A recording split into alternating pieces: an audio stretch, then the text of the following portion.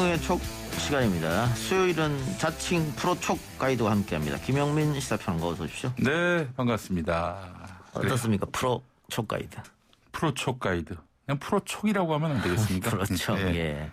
워낙 이 바닥에 오래 계셨으니까. 그렇습니다. 예.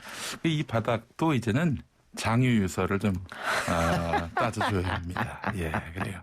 근데 지금 사실 시사평론, 정치평론계도 박근혜 정권 때 이제 방송계에 있었던 분들보다는 굉장히 좀 젊어졌어요. 그렇습니다. 세대 교체가 좀 됐다고 봐야겠죠, 아무래도. 예, 그렇습니다. 예. 세대 교체가 돼야 하고요. 그리고 사실 지금 se대를 보면 말이죠. 국회의원들 세대별로 제가 한번 분류를 해봤는데 50대가 167명입니다. 예. 예. 절반 이상이네요. 그렇습니다. 60대가 89명, 70대는 3명, 예. 40대는 30명, 2030 세대는 합쳐서 11명.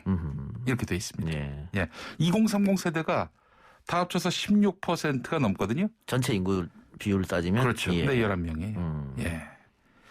이러니 지금 2030 세대가 굉장히 중요한 세대의 한 축인데도 불구하고 정치 일선에서 아주 희귀합니다. 2030 세대를 자신들의 말을 들어주거나 대변해줄 국회의원이 없다 이 말씀이네요. 그렇죠. 그래서 최근에 뭐 이른바 이준석 현상도 예.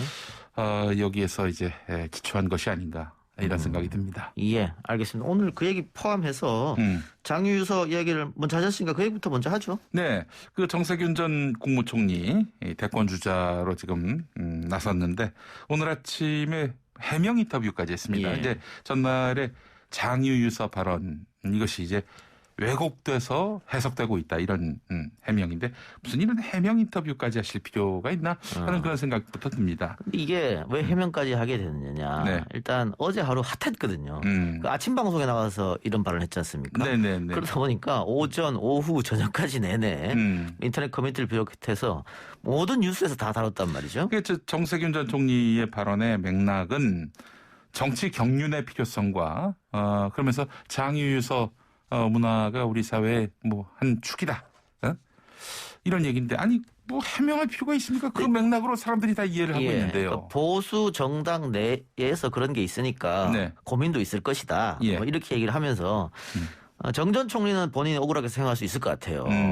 근데 앞뒤 맥락을 왜 살펴보지 않고 이렇게 제목만 땄냐. 근데 뭐 우리 언론으로서는 이렇게 이것만 장유유서만 따면 장유유서란 말을 모르는 분이 안 계시니까 그렇죠. 이거 충분히 활용할 수 있다. 그리고 뭐 소위 말하는 클릭 장사하기도 좋고 그렇게 했고 이 연합뉴스에서 처음에 보도해서 쫙 퍼진 건데 네. 그 요즘에 속보 경쟁, 받아쓰기 경쟁을 많이 하잖아요. 그러다 보니까 인터뷰 전문을 듣거나 보는 것보다 어디서 한번 쓰면 그냥 빨리 받아서 쓰는 빨리 누가 빨리 쓰냐 네. 이 경쟁이거든요. 그러다 요즘에 보니까 언론사 예. 보면 말이죠. 우리가 통상 이제 언론의 보도라고 하는 게 기자가 이제 기사를 쓰면은 데스크가 한번 보고 예. 그렇게 해서 출고 예. 혹은 발행하는 걸로 이제 인식하고 있는데 요즘은 안 그렇죠. 요즘은 안 그래요. 기자가 직접 자기 블로그에 글을 올리듯이 기사를 바로 이제 포털에 내는 경우가 많습니다. 속보성 경쟁 때문에. 그래서 데스크가 확인도 안 하고 올리는 건데. 그래서 이제 어마어마한 지금 이 언론의 문제점 폐단들이 자꾸 예. 드러나고 있어요. 하루에 40-50개 쓰는 기사 쓰는 분들도 계세요. 그 기사에 무슨 영혼이 있겠습니까? 그냥 뭐. 그러니까 밖으로 안 나가고 데스크 앞 책상 앞에서 앉아서 쓰는 거죠. 그거는 이제 저널리즘이 아니라 복붙이즘이라고 예. 해야 될 것 같습니다. 하여튼 그래서 예. 이게 쫙 퍼지다 보니까 정세균 전 총리 입장에서 좀 억울하다. 충분히 그럴 수 있다고 봐요. 본인 입장으로는. 다만 김영훈 PD 말처럼 장유유서라는 단어가 주는 함이 거기다가 장유유서라는 단어를 쓰기 전에 앞에 그 외국 사례를 언급하면서 실패했다 30대 거기도 그런 얘기를 했단 말이죠. 예. 그 이어져다 보다 보면 또 충분히 또 이렇게 생각할 수도 있다. 그러니까 정치인들의 말이라는 게 언론을 통해서 활용될 수도 있고 악용될 수도 있는 부분이거든요. 예. 정 전 총리가 정치를 뭐 소위 말해서 하루 이틀 한 사람이 아니잖아요. 그렇죠. 이런 거 생각했을 때는 이런 비난을 또 듣는 게 숙명이다. 또 이렇게 생각할 수 있어야 될 것 같아요. 제가 앞서서 이제 세대별로 국회의원이 몇 명씩 있나 따져봤는데 그 이유가 여기에 있습니다. 예. 아니 우리 저 2030 세대들이 뭐 실력이 모자랍니까? 그렇다고 뭐 정치적 뭐 센스가 떨어집니까? 예. 제가 봤을 때는 충분히 정치권에서 활약할 수 있는 능력과 또 자질을 갖췄는데 너무 앞선 분들이 안 나오세요. 예. 이러다 보니까 아니 2030 세대에서 국회의원이 11명밖에 안 된다? 전 국민의 16%를 차지하는데 그러니 여기다가 장유유서 발언을 하면은 어떻게 생각이 되겠어요? 그렇습니다. 아, 이 정치는 나이 든 사람들만 해야 되는 모양이구나. 그 방금 말씀하신 정치를 나이 든 사람만 해야 된다. 어린 사람이 무슨 정치를 해? 이런 문화가 아직 남아 있는 것 같기도 해요, 사실. 잘못됐습니다. 그거는. 근데 방송계에도 있는데 제가 이 정치평론을 30대 중반부터 했는데 네네. 그때도 댓글 보면 너무 어린 게 뭐라느냐. 취급을 당하셨구나. 예. 그래서 일부러 염색도 안 하고 흰머리 나는 거 조금 더 나이 있어 보이게 하려고 뭐 그런 시도도 있었거든요. 예, 그래요. 그러니까 지금 보면 사실은 나이랑 평론이랑 무슨 상관이죠? 그렇습니다. 똑같습니다. 정치랑 뭐 나이랑 무슨 상관이 있느냐. 예. 그럴 것 같으면 외국에 20, 30대 지금 대통령 총리들 많이 나오잖아요. 그렇습니다. 그럼 그런 분들은 그럼 어떻게 해야 되느냐. 근데 우리는 사실은 너무 정치권이 늙었다. 1970년대에 YS DJ 이철승 씨가 40대 기준으로 내세웠지 않습니까? 40대입니다. 40대. 근데 박정희 전두환 전 대통령도 대통령 할 때 다 40대였어요. 박정희 대통령이 44살에 군사정변을 일으켰어요. 근데 그때 이제 YS와 DJ가 나섰을 때 야당 간판이었던 유진산 총재가 뭐라고 했습니까? 구상유치. 구상유치. 젖비린내 난다. 뭐 이런 거 아니에요. 입에서 젖비린내 난다는 뜻이죠. 예. 아니 40대인데. 그러면. 예. 그래서 이거는 사실 유진산이 정치하던 그 시대의 레토릭이다. 이게 저 장유유서라고 하는 것이. 그러니까 우리가 너무 박정희 전두환은 뭐 쿠데타로 집권했기 때문에 그럴 수도 있습니다만 그때 내각도 젊었거든요. 뭐 대통령이 젊다 보니까 내각도 젊을 수밖에 없는데 네네. 그때와 비교하면 우리 정치가 너무 조금 후퇴하는 거 아닌가. 네. 또 젊은 층들을 각 정당에서 영입한다라고 할 때는 이미 사회에서 어느 정도 성공하고 명성을 쌓은 사람만 영입합니다. 그렇지. 이것도 사실 문제가 있잖아요. 예. 아까 하신 것처럼 20, 30대가 차지한 인구 비율이 상당한데 20, 30대에서 사실은 뭐 어느 정도 명예를 쌓고 업적을 이루고 어렵잖아요, 사회에서. 그런데 그런 사람들만, 특이한 사람들만 뽑아서 정치권에 데려다 놓으면 그거는 좀 문제가 있는 것이죠. 그래서 이번에 뭐 장유유서 이런 단어라든가 혹은 이준석 전 최고의 당대표 돌풍, 뭐 역사상 처음 있는 일 아니에요? 30대 네네. 그것도 보수 정당에서 당대표에서 나갔는데 이게 돌풍을 일으킨다. 이걸 계기로 해서 우리 정치가 좀 젊어질 필요가 있다. 그런 생각이 듭니다. 이준석 현상을 한번 좀 짚어볼 필요가 있는데 이준석 전 최고위원이 자력으로 이렇게 말하자면은 지금 화제의 중심에 선 거 아닙니까? 그걸 뭐 누가 뭐 배후에 뭐 유승민 전 의원이 있다 뭐 이런 얘기 나오는데 아무리 배후에 그가 있다 하더라도 오늘의 이준석 현상은 뭐 배후를 변수로 해석할 수가 없어요. 누가 띄워준다고 해서 민심이 움직이는 시대는 지났죠. 네. 자, 그래서 사실은 이따가 또 뭐 이준석 돌풍 뭐 그와 관련해서 이야기 나누신다고 하는데 아마 이벤트만큼의 어떤 깊이 있는 해설은 나오기 힘들 것이다. 예. 이런 추정을 해봅니다만은. 어떤 멘트 하셨는데요? 지금 했지 않습니까? 혼자 떴다? 그렇지 않습니까? 예. 김용민 평론가는 누가 밀어줘서 떴습니까? 제가 언제 떴습니까? 뜬 적이 없습니다, 기본적으로. 낙검수 시절에 있었지 않습니까? 그래요? 예. 뭐 자력에 가깝다고 생각을 합니다. 예. 또 자력으로 망했습니다. 예. 그때 선거에 출마하셨잖아요. 그렇습니다. 그때 나이가 몇 살이었어요? 그때 39이었습니다. 그러니까 젊으셨었네요. 네, 그때 구상유치가 있었습니다. 근데 민주당에도 사실은 젊은 정치인이 없는 게 아닙니다. 그래서 이제 하는 얘기가 더불어민주당이 지금 이준석 현상에 대해서 강 건너 불구경 보듯 해서는 안 된다라는 얘기예요. 그래서 사실 정세균 전 총리의 이런 이 장유유서 발언은 너무 이제 유체이탈성 발언 아닌가. 예. 그 민주당 안에서의 그 어떤 이런 너무 지나친 중장년 세대 중심의 이런 정치를 합리화하고 있는 것 아닌가. 이렇게 사람들이 해석한다고요. 예. 그렇지 않습니까?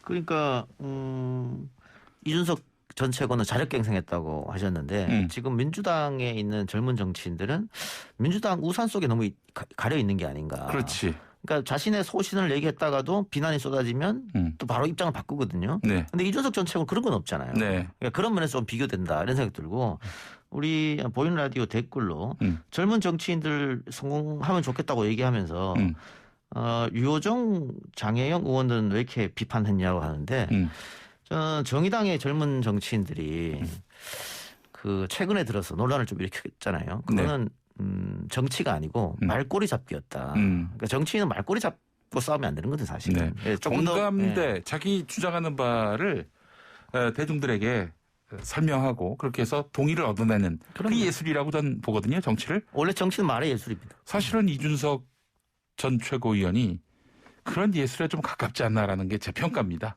예. 사실은 2030 남성 세대들에게 뜨거운 호응을 받고 있잖아요. 예, 그렇죠. 예. 물론 이제 그런 이준석 전 최고위원의 생각에 동의하지 않는 분들도 분명히 있습니다. 예. 예. 뭐 그분들의 그 생각이 잘못됐다고 얘기하는 게 아니라, 근데 적어도 그런 식의 논법을 써왔는데, 이 장혜영, 류호정 전 의원은 이와는 좀 상반된 그런 스탠스가 아니겠는가, 자세가 아니겠는가라는 또 평가를 해볼 수 있을 것 같아요. 예.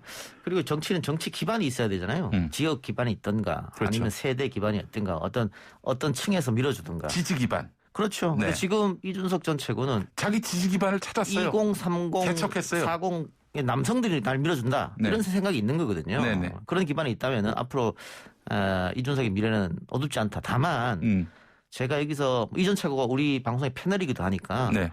조언이나 뭐 충언을 좀 드리면 이준석 전 최고에 대해서 그 단어를 트렌드로 분석을 하면 긍정보다 부정적인 게 많아요. 부정이 많아요. 예. 그게 이제 소위 말하는 뭐 싸가지 없음도 있을 수 있고요. 네. 또 이제 뭐 페미 문제에 대해서 뭐 너무 여혐하는 거 아니냐 뭐 이런 것도 있거든요. 부정적인 단어가 좀 있는데 멀리 미래를 내다본 정치를 하기 위해서는 이런 부분 좀 고쳐야 된다. 특히 토론할 때 보면 내가 말을 잘해서 상대방을 제압하는 게 꼭 좋은 것만은 아니거든요. 그렇죠. 근데 이준석 전 최고의 토론 방식이 좀 그런 거예요. 그러니까 제압하고 이기려고 하는 그런 생각이거든요. 그걸 좀 벗어나야 된다. 네. 거기다가 어쨌든 본인에게 싸가지 없음이라는 게 있으니까 유시민 작가 같은 경우에도 그거 벗겨내는데 상당히 오래 걸렸거든요. 네네. 옳은 소리를 싸가지 없이 한다. 생각해 보세요. 2010년에 그 지방선거 때 경기도지사로 나갔잖아요. 유시민 당시 이사장이. 그때 이제 상대가 그 한나라당의 김문수 예. 후보였어요. 토론은 뭐 유시민 후보가 압승했죠. 예. 하지만 결과는 어떻게 됐습니까? 그렇죠. 예. 그래서 정치인의 이미지가 중요하기 때문에 이전 최고가 계속 이런 이미지를 쌓으면은 본인의 장래에 도움이 안 되니까 앞으로 멀리 미래를 내다보고 2030 남성 세대들 중에 어떤 이런 젠더 정책에 있어서 생각이 다른 계층을 대변하는 정치인이 그동안이 없었기 때문에 예. 지금의 어떤 이준석 전 최고위원에 대한 지지세가 굉장히 탄력을 받고 있다라고 볼 수 있는데 그것만 갖고 정치할 수는 없잖아요. 그럼요. 그렇죠. 예. 앞으로 민생을 어떻게 다룰 것인가, 그럼요. 또 국가 정책 대계를 어떻게 다룰 것인가 이런 부분에 있어서는 사실 좀 다른 국민의힘 기성 정치인들하고 크게 다르지 않다 이런 평가가 또 나오고 있어요. 그래서 이제 변해야 되는 건데 이전 최고가 만일 이번 당대표 선거에서 실패한다 하더라도 네네. 지금 뭐 영선 중진이다 이런 소리를 듣고 있잖아요. 네. 그거 어떻게 보면 무선 중진. 예, 무선 중진, 영선 중진 네. 놀리는 것 같기도 하고 예. 들어서 기분이 좋은 건 아니니까 본인이 이번 당대표에 실패한다고 하더라도 다음 총선 때는 네. 지난번 선거보다 더 좋은 결과가 있지 않을까 예. 그런 생각도 듭니다. 그래서 사실은 이준석 현상은 고만고만한 정치로부터 탈피하고 싶은 그런 정치 소비자들의 심리가 반영된 면도 있을 것이다. 그러니까 민주당보다는 국민의힘이 꼰대 정당 이미지, 비호감 정당 이미지가 있었지 않습니까? 압도적이었죠, 사실은.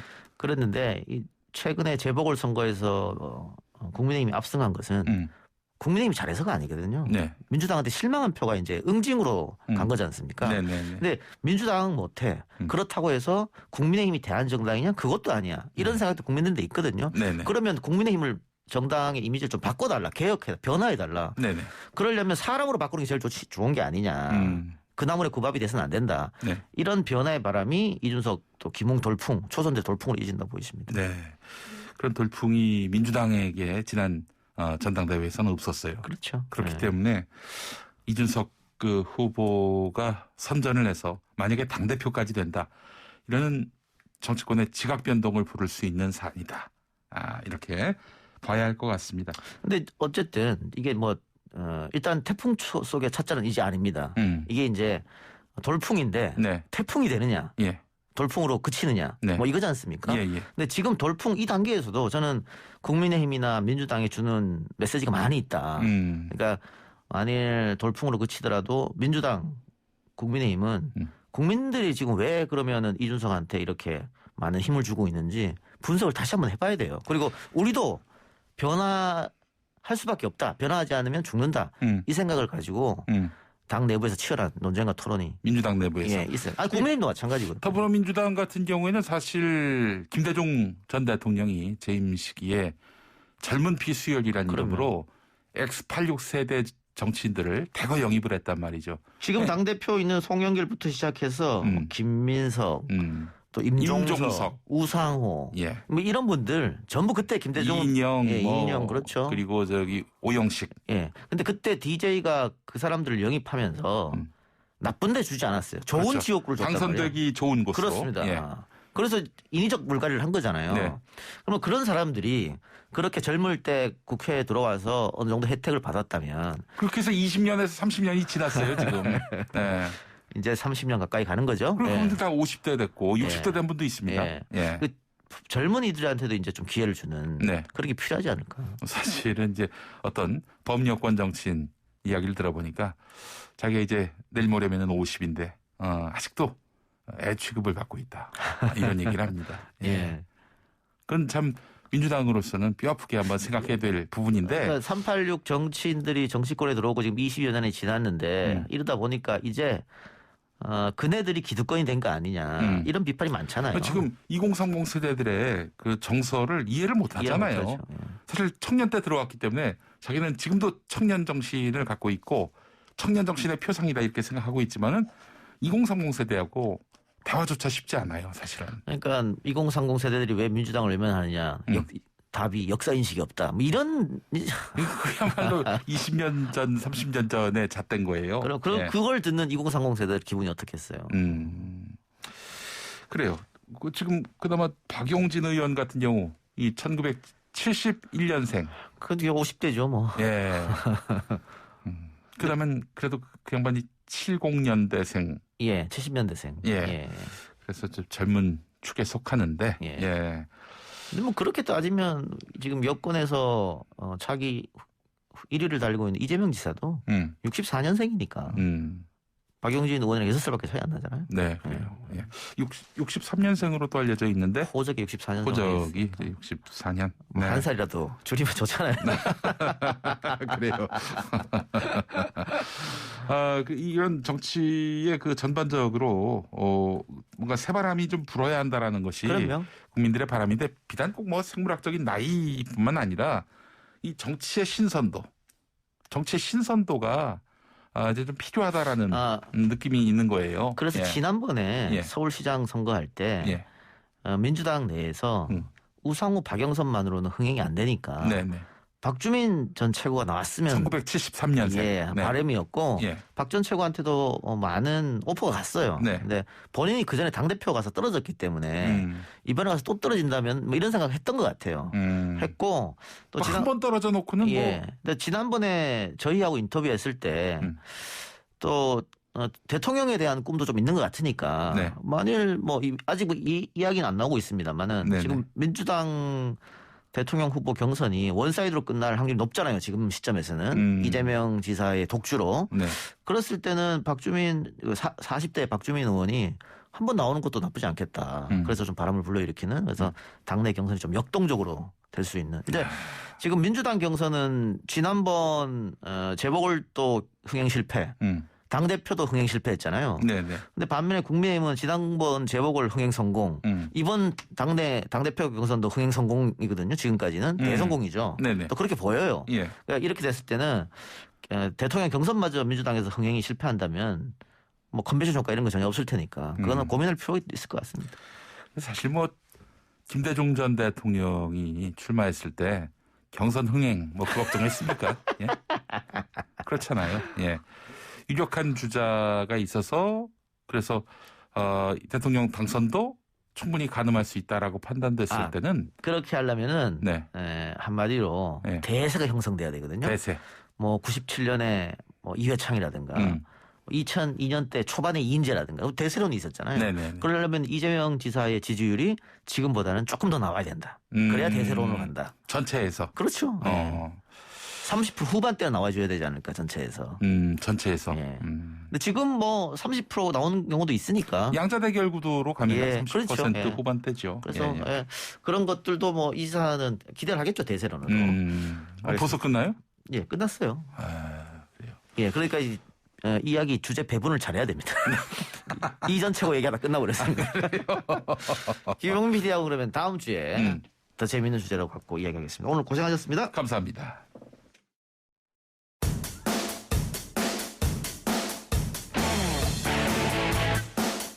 퇴근길에 만나는 오늘 하루의 뉴스.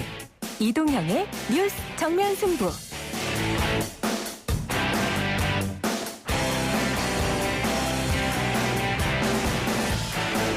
YTN 라디오 이동의 뉴스 정면 승부 2부 시작합니다. 1년 3개월 만이죠. 문재인 대통령이 오늘 청와대로 여야 5당 대표를 초청해 오찬 간담회를 가졌습니다. 한미 정상회담 후속 조치를 위해 여야 협치를 부탁하는 자리였던 것 같은데요. 분위기가 어땠을지요. 정의당 여영국 대표 전화 연결합니다. 대표님 나와 계십니까? 네, 안녕하세요. 오늘 대통령 오찬 분위기 어땠습니까? 우선 1시까지 예정이 되어 있었는데 예. 1시 반까지 시간을 한 30분 더 넘기면서까지 이야기가 좀 많이 좀 있었습니다. 예. 대통령께서도 준비된 원고 외에도 여러 가지 한미 정상회담의 좀 주된 배경이나 예. 또 성사된 뭐 이런 과정들을 조금 소상하게 설명도 좀 해주시고 예. 또 저희들 특히 이제 야당 대표들 같은 경우에 여러 가지 코로나 문제나 또 남북 문제, 북미 문제, 동북아 문제, 또 대중국 문제 이런 등등의 문제에 대해서 많은 또 질문도 드리고 약간의 우려, 또 제안 이런 것도 좀 있었습니다. 예. 여 대표님께서는 어떤 이야기를 대통령께 하셨습니까? 저는 우선 이번 정상회담 관련해서는 우리 한반도 평화가 중요하기 때문에 남북 관계 개선, 북미 그 관계 개선과 관련된 한 두 가지 제안을 드렸습니다. 예. 이번에 이제 그 한미 정상회담에도 나와 있지만 저 판문점 회담, 그다음 싱가포르 회담, 남북 간, 북미 간 그 합의 내용을 존중한다는 원칙을 재확인했지 않습니까? 예. 그런데 이제 구체적 내용이 사실 빠진 것, 없는 것, 예. 그런 좀 우려를 좀 하면서 1월 달 연초에도 그 연두 기자회견에서 문 대통령께서 한미 연합훈련은 조정할 수 있는 좀 의지를 내비쳤거든요. 그래서 이제 다시 한번 그 의지를 좀 담아서 예. 한미 연합훈련 중단이거나 연기하거나 의지를 담아서 남북 공동군사위원회 개최를 북측에 좀 제안을 해서 좀 물꼬를 틀 수 있는 대화 자리가 마련됐으면 좋겠다. 좀 이런 좀 제안을 드렸고, 두 번째는 여러 가지 인도적 문제도 이야기가 좀 있었습니다. 그 공동 합의문의 내용도 있기 때문에 그래서 이제 지금 뭐 보건 방역 문제나 예. 또 식량 문제나 또 원자재 문제나 예. 등등에 대한 적극적 좀 지원책을 마련해서 예. 북측이 대화의 장으로 나올 수 있도록 예. 이렇게 좀 적극적 역할을 좀 주문을 드렸고, 그 외에 이제 당면한 우리 국민의 민생 문제, 뭐 지금 중대재해로 좀 많은 일들이 일어나고 있지 않습니까? 예. 그 문제에 대한 특단의 대책, 또 코로나 손실보상법에 대한 문재인 대통령의 특단, 예. 또 차별금지법에 대해서 대통령님의 의지 표현, 또 이 최저임금 1만 원을 임기 내라도 좀 지켜달라 하는 좀 의지 표명이라도 해달라는 그런 좀 요청을 드렸습니다. 예. 하나하나 좀 살펴보죠, 그러면. 네네. 그 인도적 문제인 보건, 식량, 원자재 지원은 북에서 일단 호응이 있어야 될 테고요. 그렇습니다. 그 남북 문제에 대해서 조금 구체적인 내용이 없었으면 아쉽다. 이게 여 대표님 생각이신데. 네네. 박지원 국정원장이 방미한 게 혹시 네. 이 뒷이야기 하려고 했는 거 아닐까요? 어떻게 보세요? 우선 저는 구체적 이행 계획을 예. 협의할 수도 있다. 예. 이렇게 생각을 하고, 문재인 대통령께서도 한미연합훈련에 대해서는 여러 가지 코로나 상황도 있고 등등의 말씀을 하시면서 뭐 축소한다든지 시기를 조정한다든지 등등은 아마 협의가 가능할 거라는 여지를 말씀을 좀 하셔서. 그런 이야기 있었군요. 예. 네네. 그래서 이제 일정하게 좀 북한과 대화 테이블 마련을 하기 위한 그런 구체적인 뭔가 좀 조치들을 행동들을 하고 있는 게 아닌가 이런 좀 느낌을 좀 받았습니다. 예. 중대재해법이나 코로나 손실 보상은 여야가 지금 논의하고 있는 중 아닙니까? 뭐 중인데 어제 이제 그 입법 청문회가 열렸지 않습니까? 예. 그런데 정부 중소기업 벤처부의 그 관계자가 참석해서 좀 상당히 우려되는 말씀을 좀 하셨죠. 예. 이제 코로나 손실에 대한 소급 적용 기준을 작년 8월 기준으로 좀 하겠다는 입장을 밝혔고, 그렇게 이제 역산했을 경우에 만약에 소급 적용을 하게 되면은 그동안 뭡니까 지원금 받은 거 있지 않습니까? 예. 그거 받은 것 중에서 다시 도로 내어 넣어야 될 상황이 생길 수 있다. 이러면서 예. 이제 굉장히 반발을 좀 하곤 했는데 그랬죠. 그 점에 대해서 예. 저 오늘 이제 문재인 대통령께 또 대통령께서 직접 좀 그런 소상공인 자영업자들의 피해자 입장에 서서 이 문제에 대한 용단을 좀 내려주고 싶다 이렇게 요청을 좀 드렸습니다. 예. 그 국민의힘과 국민의당에서는 어떤 이야기를 했나요? 그분들 주되게는 이제 코로나 백신 문제와 관련해서 예. 이제 코로나 백신 스와프가 성사되지 않은 것 등등을 중심으로 쭉 말씀을 좀 하셨고 그 다음에 여기 이제 국내 생산을 좀 하기로 했지 않습니까? 예. 그 점에 이제 기술 이전 문제가 중요하다는 지적들. 예. 주로 이제 코로나 이야기가 좀 주된 거였습니다. 예. 백신 문제는 뭐 야당에서 지속적으로 문제 제기하고는 있습니다만은 어쨌든 한미가 백신 협약을 했기 때문에 협의를 했기 때문에 어떻게 될지 조금 더 지켜보도록 하고요. 또 기술 이전 문제도 마찬가지고요. 네네네. 그 백신 이야기가 나왔으니까 중대본 또 여당에서 백신 인센티브 얘기를 하던데 예. 어떻게 보십니까?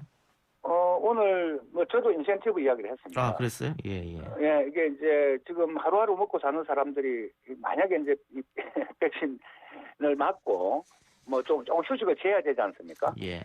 또 이상 반응이 있고 하면 그럼 이런 분들이 이제 당장 하루하루 생계에 문제가 생기기 때문에 좀 백신 유급 휴가 문제도 적극 검토를 좀 해주시고 이제 좀 하여튼 좀 적극적으로 수용률을 높일 수 있도록 좀 인센티브를 좀 강하게 좀 해달라 이런 말씀을 드렸는데 뭐 사실은 뭐 인센티브를 이야기하는 것은 이제 백신 접종률을 높이기 위한 하나의 방안이고요. 그렇죠. 문제는 이제 그보다 더 중요한 게 백신에 대한 국민들의 신뢰도를 높이내는 것. 예. 이게 이제 훨씬 더 중요하다. 예. 좀 이렇게 생각을 하고 오늘 뭐 그와 관련돼서 좀 투명하게 좀 해야 된다 이런 이야기까지 좀 많이 나왔습니다. 뭐 그러려면 언론에 또 협조가 필요하지 않겠습니까? 지금 언론에서 워낙 불신을 조금 뭐 조장한다고 할까요? 그런 기사들이 쏟아져서. 예, 뭐 일부 또 야당 대표께서 그런 언론의 문제를 지적도 했습니다. 이제 가짜뉴스 라고 지적을 하고 또 이걸 약간 정치적으로 이용하는 정치 세력이 좀 있는 듯하기도 하다 하는 이야기도 했는데 뭐 이후에는 뭐 그런 문제는 좀 없어야 되지 않겠나 이렇게 생각합니다. 알겠습니다. 주제를 좀 바꿔서요. 오늘 김호수 검찰총장 후보자 청문회가 있었습니다. 지금도 이제 진행 중인데. 네. 그 김호수 후보자에 대해서 정의당은 어떤 생각을 갖고 있는지요? 우선 라임 옵티머스 사건 수임은 뭐 슈퍼 정관예우다 이렇게 보고 있습니다. 예. 상당히 좀 심각하게 좀 보고 있고요. 예. 이제 검찰 차관까지 지냈던 분이 많은 피해자를 낳은 라임 옵티머스 사건을 수임한 것 자체가 매우 부적절한 처신이다. 이렇게 보고 이런 분이 이제 검찰총장이 될 경우에 현재 진행형 이 사건이 제대로 수사가 될지 또 피해자들의 눈물을 닦아줄 수 있을지 상당히 크게 우려가 됩니다. 예. 이런 부적절한 처신을 청와대 검증 과정에서 알고도 아마 추천을 했을 텐데 이것도 큰 문제고요. 몰랐다 해도 사실은 이거는 뭐 인사검증 실패이기 때문에 문제라고 생각합니다. 예. 이러한 정관예우가 마치 당연한 것처럼 좀 관행처럼 이야기하는데 제가 알기로는 그렇지 않은 변호사들도 참 많이 있거든요. 예. 지금 저는 최종적으로는 원내하고 상의해서 최종 판단을 좀 할 거라고 좀 할 거고요. 예. 어쨌든 라임 옵티머스 그 사건 수임 문제에 대해서 좀 심각하게 전 당 대표를 예. 바라보고 있다 이런 말씀을 근데 드립니다. 일단 본인은 라임이나 옵티머스를 운영한 피의자들에 대해서 변론을 하거나 관여한 사실이 없다. 오늘 청문회에서 이렇게 해명했는데. 예, 예. 아니 그 사건 수임을 한 건 사실이지 않습니까? 예. 그 뭐 자세한 이야기는 할 수가 좀 없다고 했으니까 비밀 유지 의무가 있어서 이건 뭐 예, 예. 시간이 지나면 좀 드러날 수도 있으니까 좀 지켜보도록 하고요. 네네. 정치적 중립성을 국민의힘에서는 계속 지적하더라고. 이건 어떻게 보세요?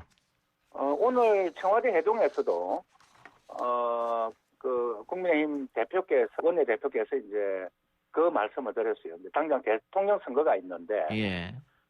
현직 집권 여당 소속 국회의원이 예를 들면 행자부 장관이라든지 이런 분들이 그 자리에 있는 게 좀 적절하느냐 뭐 이런 말씀까지 있었는데 우선 뭐 검찰총장과 관련해서는 섣불리 판단할 수는 없지만 많은 좀 피해자를 낳은 이제 이 사건에 대한 중립성은 좀 굉장히 좀 의심이 좀 되고요. 검찰이 과연 권력 누치 안보는 성력 없는 수사를 할 수 있겠는가? 이 점도 저희들은 그렇게 할 수 있을 거다 확신을 가지고 이야기를 못하는 입장입니다. 예. 그러나 이제 어쨌든 검찰이 이제 권력 눈치 안 보고 성력 없는 수사기관이 돼야 된다 하는 것은 문재인 대통령의 공약이기도 하고 그렇습니다. 무엇보다 이제 국민의힘이 제기하는 정치적 중립성 문제에 대해서는 검찰 개혁을 이유로 온 나라를 진영 싸움 전쟁터로 만들어 온 정부 여당에 좀 책임이 있지 않은가 좀 이렇게 생각합니다. 예. 근데 전임 총장은 윤석열 전 총장은 살아있는 권력도 수사를 한다 이렇게 해서 정치적 중립을 지켰다라고 합니다만 야권 대선 후보로 나올 가능성이 높아가지고 네네. 그렇다면 과거 수사가 결국은 정치적 수사가 아니었냐 이런 오해를 받을 수도 있잖아요. 뭐 충분히 그럴 수 있다 생각합니다. 예. 그러나 이제 그렇게 만든 게 누구인가 하는 점에서 본다면은 결국은 뭐 윤석열 전 총장을 키운 건 민주당이다. 예. 민주당 정권에서 이렇게 생각을 하고요. 어차피 윤석열 전 총장의 가장 큰 문제는 국민이 아닌 조직에 충성한 것, 또 검찰을 비롯해서 권력기관 당연히 개혁의 대상이고 그 방향은 국민의 통제를 받는 것, 그다음 검찰이 권력의 통제를 받았어도 안 되고 예. 또 무소불위의 권력을 휘둘러서도 더더욱도 안 되는 문제입니다. 그런 예. 측면에서 추윤 갈등으로 대표되는 일련의 사건들이 좀 무엇을 남겼는가 한번 뒤돌아볼 필요가 있다고 보이고요. 예. 저는 뭐 과정이 틀렸다면 정당성도 얻을 수 없다. 좀 이렇게 생각을 하고 있습니다. 알겠습니다. 국민의힘 전당대회에서 이준석 전 최고위원의 바람이 거셉니다. 근데 이 전 최고가 지금 2030 남성들의 절대적 지지를 받고 있는 상황인데 중심에 아무래도 젠더 이슈가 있겠죠. 근데 최근에 뭐 정의당을 두고 비판하는 사람들은 정의당은 페미니즘만 생각하는 정당이다. 뭐 이런 비판도 있길래 이 상황은 어떻게 보고 계세요? 우선 뭐 청년 세대 고통이 사실 심각하지 않습니까? 예. 2030 세대 목소리가 정치권에 좀 반영되지도 않는 건 분명한 사실이고 예. 그만큼 청년 정치인이 없다는 반증이 예. 바로 이준석 전 최고의 바람으로 나타난 게 아닌가 이렇게 좀 생각합니다. 예. 특히 이제 기득권 양당의 청년 정치인이 상당히 좀 드물고요. 그런 점에서 4.7 재보궐선거에서 2030 남성이 좀 보수화됐다 평가하는데 저희 당은 절대 그렇게 생각하지 않습니다. 오히려 그들의 불안한 삶에 정치가 제대로 응답했는가 이 점을 예. 제대로 좀 봐야 된다 보고요. 예. 청년들이 기성세대에 비해서 공정을 훨씬 중시하고 예민한 것은 좀 분명한 사실입니다만 그만큼 사회가 더욱 불안해졌다는 이야기입니다. 예. 방역과 관련한 논란도 좀 그런 맥락에서 좀 읽어야 되지 않겠는가 보고요. 마땅한 대가를 아까 병력입니다. 병력. 예. 마땅한 대가를 줘야 된다는 생각입니다. 예. 그러나 청년 문제가 젠더 갈등으로 이렇게 비춰져서는 안 되고 예. 또 젠더 갈등을 유발하면서 이걸 또 정치적으로 이용하고 하는 것은 더더욱 더 바람직하지 않다. 좀 이렇게 보이고요. 예. 그러면 그 일각에서 주장하는 정의당은 젠더 이슈에 너무 함몰되어 있다. 이런 주장은 어떻게 답하시겠습니까? 전혀 동의하지 않습니다. 예. 저는 정의당이나 모든 정당들이 더 이제 여성주의 정당이 돼야 된다 이렇게 생각합니다. 한국 사회에서 가장 차별받는 또 그 계층이 여성이지 않습니까? 예. 임금의 측면에서나 고용의 측면에서나 승진의 측면에서나 여러 가지 이제 위계적인 이런 남성 문화 속에서 성적으로도 굉장히 뭐 어떤 실용이나 주행을 당할 수 있는 위험에 늘 노출되어 있는 뭐 이런 상황이기 때문에 더욱더 철저하게 이런 분들의 인권의 보호 차원에서도 좀 여성주의 정당으로 거듭나야 된다 생각을 하고 저는 이 문제가 우리가 일상적인 우리 살아가는 사람들의 노동의 권리가 더 강화되면은 뭐 이런 문제도 좀 해결되는 데 상당한 도움이 될 거다 이렇게 보고 있습니다. 알겠습니다. 대표님 시간 관계상 오늘 인터뷰 여기서 마무리하겠습니다. 네, 고맙습니다. 네, 감사합니다. 지금까지 정의당 여영국 대표였습니다.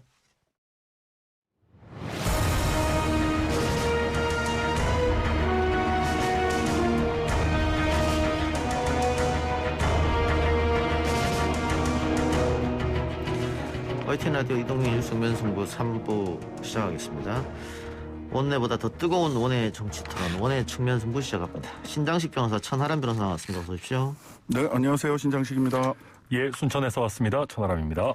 오늘 문 대통령이 청와대로 여야 5당 대표를 초대했는데요. 1년 3개월 만에 회동이 왔습니다. 아마 한미 동맹에 대한 성과를 설명하고 협조를 구하는 자리였던 것 같은데 천 변호사 어떻게 보셨습니까? 네. 기본적으로 만나는 것 자체는 너무 좋죠. 예. 근데 이제 이게 뭐 1년 3개월 만에 만났다고 하고 예전에도 계속 이제 여야정 협의체를 정례화하자라는 말이 있었는데 예. 너무 띄엄띄엄 만나시는 것 같아요. 좀 자주 만났으면 좋겠고요. 그리고 이 대통령이 만나자 했는데 원내대표가 거절했지 않습니까?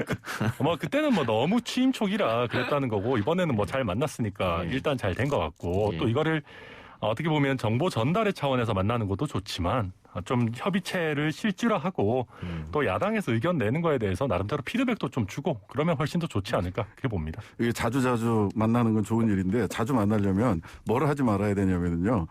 꼭 그렇습니다. 그 제1야당이 영수회담 합시다. 이렇게 해서 둘만 보기를 원해요.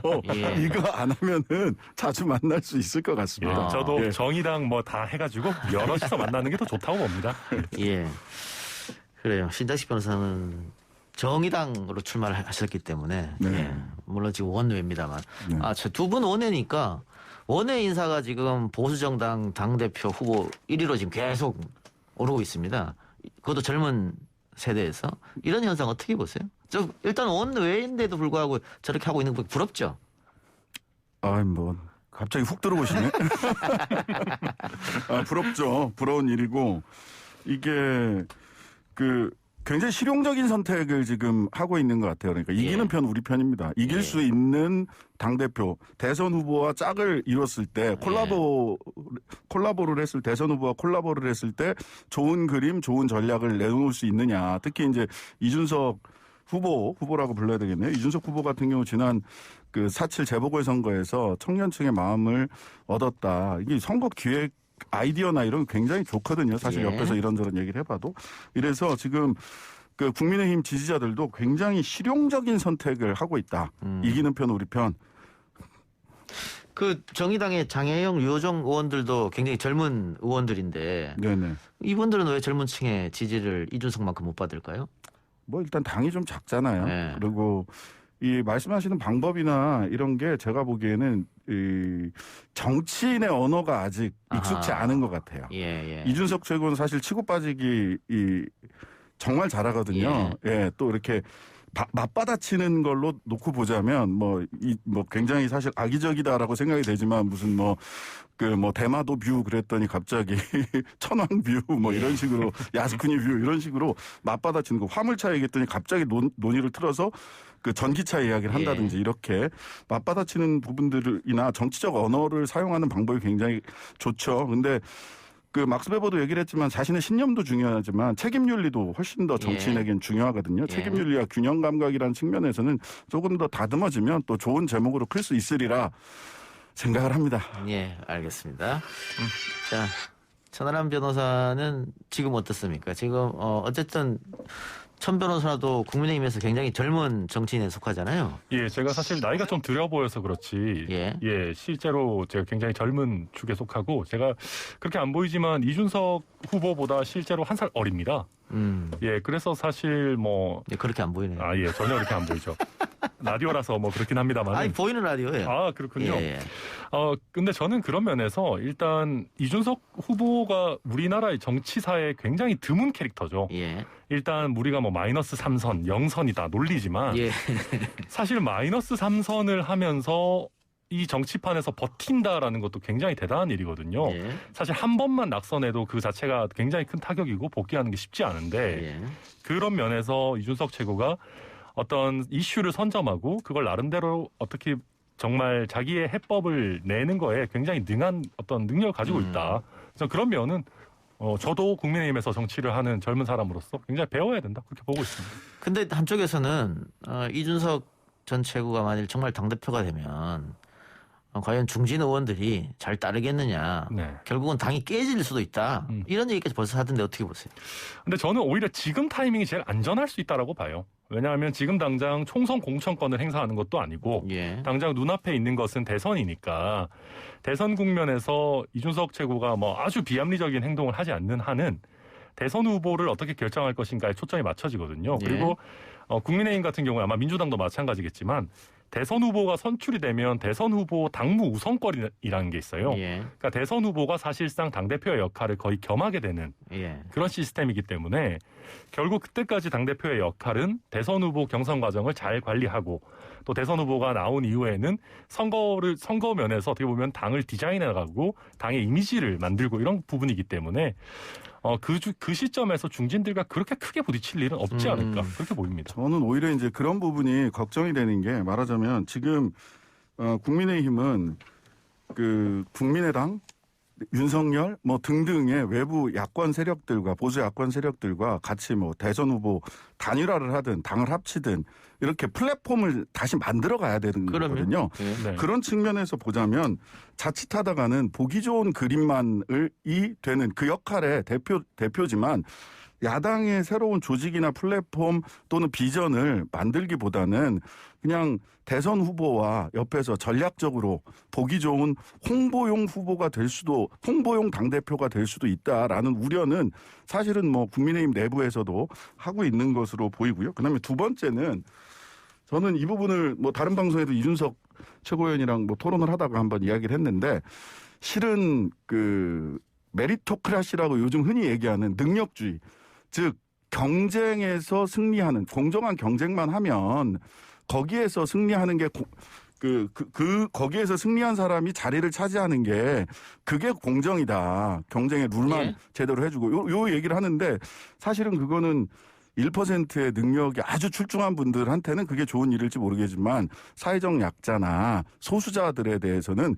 의도적으로 우리 사회가 제도적으로 배려해왔고 그 배려가 더 커져야 된다라고 하는 측면에서 보자면 지나치게 능력주의에 경도돼 있다라고 하는 측면도 실은 우리가 좀 지켜봐야 될 것 같습니다. 20대 남성들이 이준석한테 열광하냐면 방금 이야기한 그 부분이거든요. 그거예요. 20대 남성들은 약자에 대한 배려 이런 것보다는 공정한 경쟁이 공정이다 이렇게 판단하고 있는 것 같아요. 경쟁만 가지고 이렇게 얘기를 하니까 사실은 그 공정이 뭐 죄송합니다만은 제가 봤을 때는 객관식 시험 문제를 누가 몇 개나 더 많이 풀었느냐로 공정을 생각을 하고 있는데 이런 부분들은 좀 굉장히 사실은 문제적이죠. 향후에 이런 논쟁은 우리 사회에서 있을 수밖에 없는데 그 부분을 사실 이준석 최고가 굉장히 앞장서서 얘기하고 있어요. 뭐 인국공 사태 때도 20대가 제일 나서서 반발했던 것도 네. 비정규직 정규직으로 해주면 좋은 거 아니야라고 우리 같은 나이 때 생각할 텐데 거기서는 그렇게 생각 안 한다는 거죠. 뭐 그런 부분은 뭐 있습니다만 알겠습니다.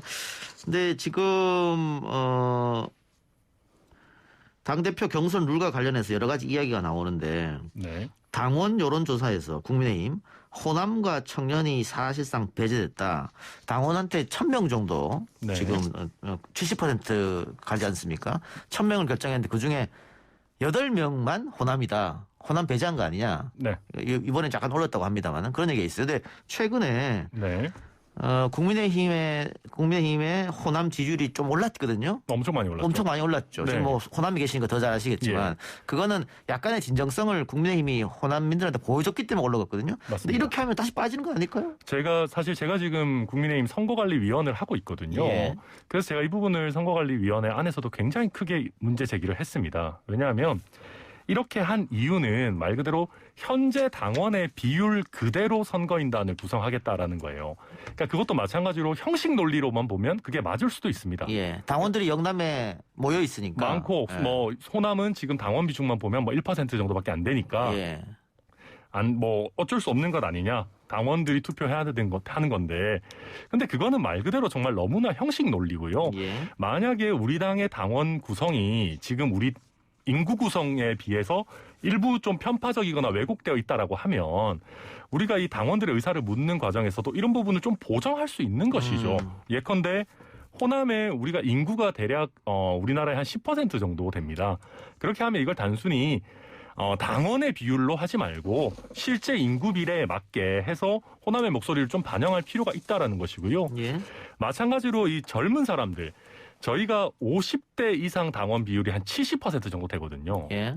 근데 20대 같은 경우는 대략 한 5% 정도밖에 안 돼요. 근데 실제 인구 비례 따져보면 20대, 30대는 너무 과소대표되고 예. 50대 이상은 너무 과대대표되는 면이 있거든요. 예. 아무리 이게 지금 당원들의 현실이라고 하더라도, 즉 요즘 국민의힘 보면 호남 민심을 잡아야 된다. 또 2030 청년들이 당에 관심을 가졌을 때 뭔가 이 부분에 대해서 좀 더 다가가는 모습 보여야 된다라고 말은 하는데 결국 핵심적으로 어떤 그 전당대회 룰을 정할 때는 그냥 우리는 지금 현재 당원 모습대로 할 거야.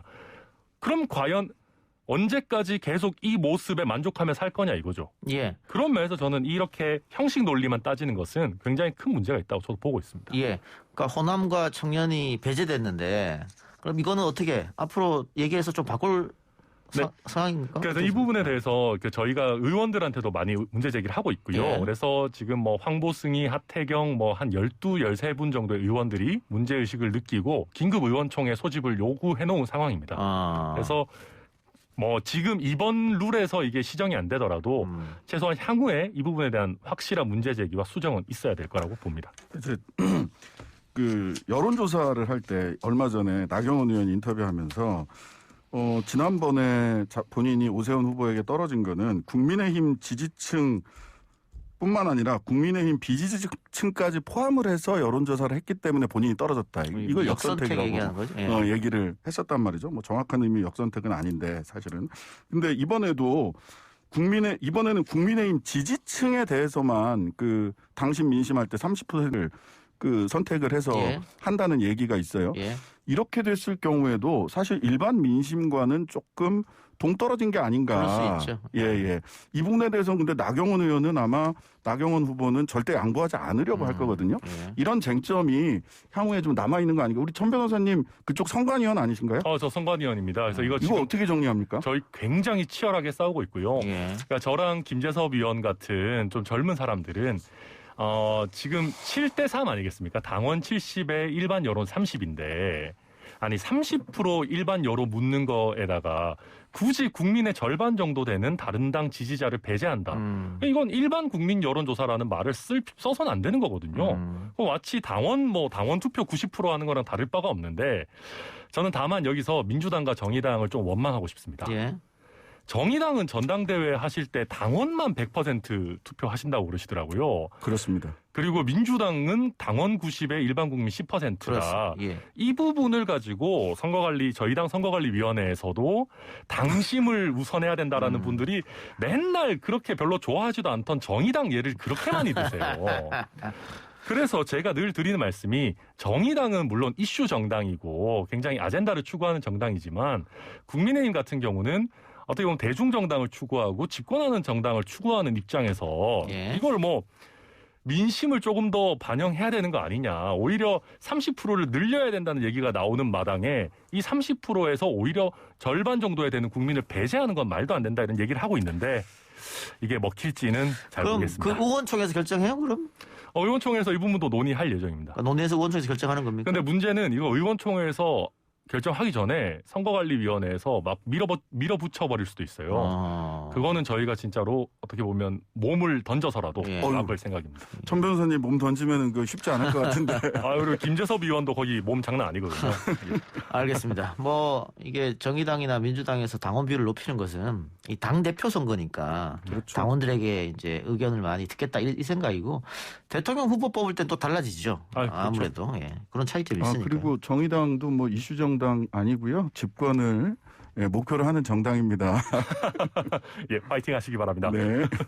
이번에 누가 준비합니까? 이번에 대선 후보요?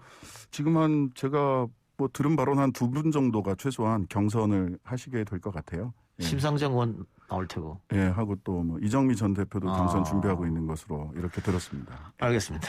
자, 김호수 청문회가 계속 진행 중인데 그 두 분은 뭐 보셨는지 모르겠습니다만 어떻게 생각합니까? 일단 우리 천 변호사님, 국민의힘에서는 김호수 후보자가 정치적 중립성에 문제가 있으니까 자격이 없다 이렇게 판단하고 있는 것 같아요. 네, 그런 것 같습니다. 그래서 이번에도 굉장히 많은 질문들이 있었는데 대부분의 질문들을 김호수 후보자께서 이렇게 즉답을 하지 않고 이렇게 요리조리 피해가는 모습이 나오더라고요. 그리고 또 한 가지 재밌었던 답변은 전임 총장 윤석열 총장이죠.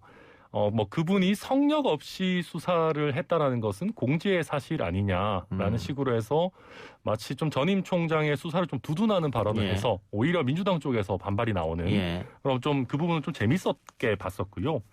다만 제가 보면 그 정치적 중립성과 관계없이 조금 아쉬웠던 부분은 그 옵티머스 라임 사건을 수임한 거 가지고 지금 문제가 되지 않았습니까? 이런 거 나왔을 때 저는 오히려 민주당 쪽에서 이런 부분은 다소 좀 부적절한 처신이 아니었냐. 공직에 그렇게 많이 후보로 거론되시는 분이 이렇게 뭐 전관예우 논란이나 또 특히 많은 국민들이 피해를 본 사건 관련해서는 좀 자제했었어야 되는 거 아니냐라는 정도의 자성의 목소리를 내줬으면 굉장히 보는 사람도 좋고 우리 정치 수준이 올라갔을 텐데 뭐 서로 2,900만 원 뭐 월 자문료, 고문료 받은 것도 뭐 그 정도 경력에 문제 없는 거 아니냐 이런 식으로 뭔가 감싸주기에 급급한 모습 보다 보니까 저는 좀 이 검찰 정관 예우 이런 거에 대해서 굉장히 비판적인 목소리를 내던 민주당이 너무 자기 편에 대해서는 관대한 거 아니냐 이런 좀 씁쓸한 생각이 들었습니다. 황교안 대표는 그거 김호수보다 훨씬 더 많이 받았던데요. 맞습니다. 그런데 우리가 어떻게 보면 그 도덕성의 기준을 황교안 전 후보로 삼을 거는 아니잖아요. 이렇게 그러니까. 버리시나요? 황교안 대표를? 아니 어쨌든 이번 청문회 보니까 결정적 한 방은 없다. 일단. 그리고 김호수 후보가 굉장히 노련하구나라고 하는 부분들도 좀 볼 수 있을 것 같고요. 사실은 정치적인 중립성 이야기 별로 그게 크게 쟁점이 이미 나왔던 다 이슈들이라서 크게 쟁점이 된 것 같지는 않고요. 그다음에 전관 관련해서 그 뭐 라임 옵티머스 이건은 앞으로 이런 일을 싹 없애겠다라는 쪽으로 보다 더 적극적인 방안을 제시하는 것이 민주당 입장에서도 더 좋지 않았을까 하는 생각은 들어요. 다만 한 가지 더 말씀을 드리자면 지금 참고인으로 2명 서민, 김필성 2분 나오셨잖아요. 정말 왜 저런 분들을 불러서 특히 서민 교수 불러서 이 귀한 시간에 청문회에서 그런 얘기를 해야 되는지 좀 납득하기 어려웠어요. 저도 그 부분이 좀 아쉬운데 김호수 후보자, 검찰총장 후보자 청문회지 않습니까?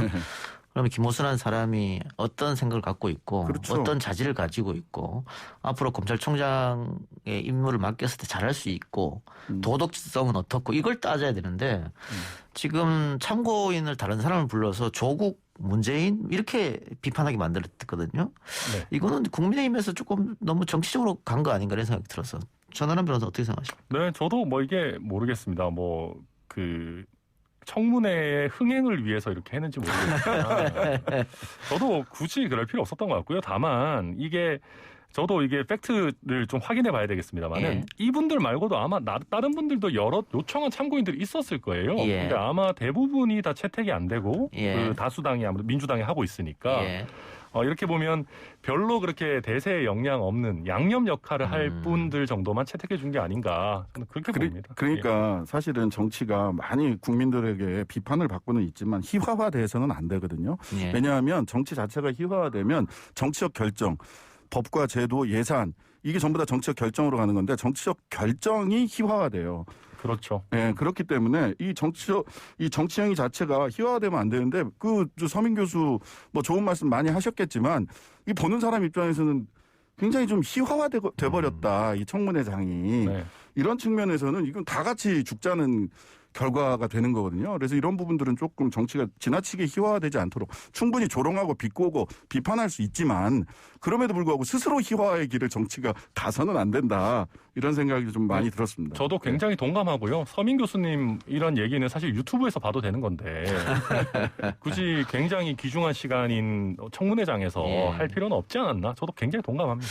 네, 이준석 전 최고나 김웅 의원이나 지금 천하람 변호사나 국민의힘의 젊은 정치인들이 네. 그러니까 지금 뭐 이런 비판에 대해서 자당을 비판하는 것 대해서도 이제 쿨하게 받아들이지 않습니까? 그렇죠. 이게 좀 변하는 모습이라고 느껴져요. 그러니까 그 기존의 정치인들과는 좀 다른 문법을 가지고 있다.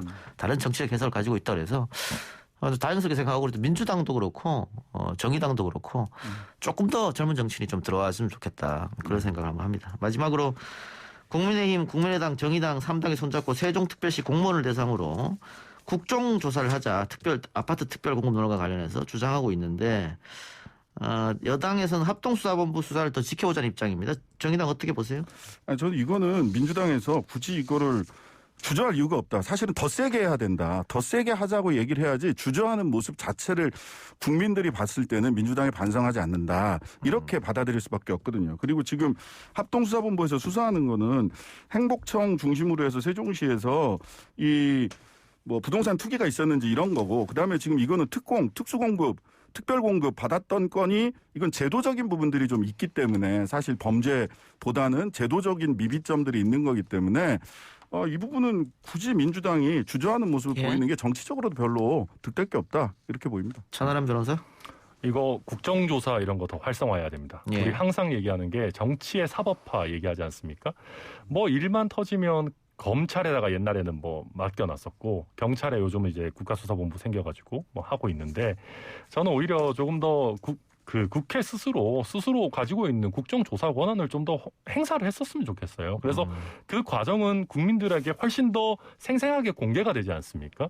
그런 면에서 저도 신 변호사님 말씀에 굉장히 동의하고 오히려 국회가 지금까지 잊었던 국정조사라는 권한을 좀 더 강력하게 행사했으면 좋겠다 이렇게 봅니다.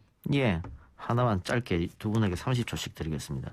이준석 최고 얘기를 했는데 이준석 최고가 20, 30대 젊은 남성을 등에 업고 지금 돌풍을 일으키는 거 있거든요. 예. 그 중간에는 이제 젠더 이슈가 있는 것이고 그렇다면 다음 대선에도 분명히 젠더 이슈는 이야기가 나올 텐데 국민의힘은 어떻게 이준석 전 최고 하태경 의원의 생각과 계속 같이 가는 겁니까? 아니요. 그럴 수는 없을 것 같아요. 네, 그러면 안 됩니다. 예. 그래서 이것 물론 균형 있게 가야 되고요. 너무 지나치게 한쪽만 편파적으로 얘기하는 것, 아니 뭐 이준석 최고가 그렇다는 말을 하고 싶은 것은 아니고 균형 있게 다만 조금 더 디테일하게 가야 됩니다. 예. 그 정의당이 한쪽만 편파적으로 가는 거 아니에요? 아니 뭐 아까 여영국 대표가 말씀을 하시는데 전혀 그렇지 않습니다. 예. 알겠습니다. 자, 이 부분에 대해서 두 분 다 공통된 의견이었고요. 알겠습니다. 자, 천하람 변호사는 방송 있을 때마다 올라오고 다시 내려가고 합니까? 예.